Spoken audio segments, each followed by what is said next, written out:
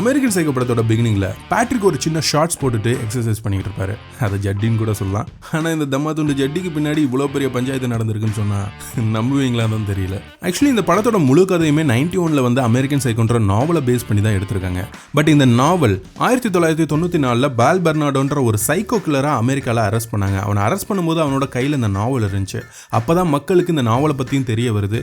And இந்த நாவல் இருந்தா inspire ஆயிருக்கான் அப்படின்ற மாதிரி மக்கள் நினைச்சு இந்த நாவல் மேல ஒரு நெகட்டிவ் இம்ப்ரெஷனை கிரியேட் பண்ணிட்டாங்க. இப்போ இந்த நாவலை படமா எடுக்கும்போது பேட்ரிக் கால்வின் கிளைன்ஸோட அண்டர்வேர் தான் போட்டிருக்க மாதிரி புக்ல மென்ஷன் ஆயிருக்கு. ஸோ அதனால படத்துல இதை ஷோ பண்ணணுன்றதுக்காக அந்த கம்பெனி கிட்ட போய் பர்மிஷன் கேட்டாங்க. பட் இந்த புக் மேல இருக்கக்கூடிய நெகட்டிவ் இம்ப்ரெஷன் எங்க பிராண்ட் வேல்யூ குறைச்சிரும்னு சொல்லிட்டு அவங்க தர மறுத்துட்டாங்க. எவ்வளோ கெஞ்சி பார்த்தாங்க, ஆனா அவங்க ஒத்துக்கவே இல்லைன்றனால பேரி ஆலிஸோட அண்டர்வேரை யூஸ் பண்ணிக்கிட்டாங்க. சேம் டு சேம் பேட்ரிக் பால் ஆலனை கொன்னுட்டு அவனோட உடம்ப ஒரு பேக்ல போட்டு கொண்டு வருவார்ல, அந்த பேக் புக்ல மென்ஷன் ஆயிருக்கிறது காம் டி கார்சோமோடது. பட் அவங்களும் ஒத்துக்காதனால ஜான் பால் கால்டியர்ஸ்ன்ற பிராண்டை யூஸ் பண்ணிக்கிட்டாங்க.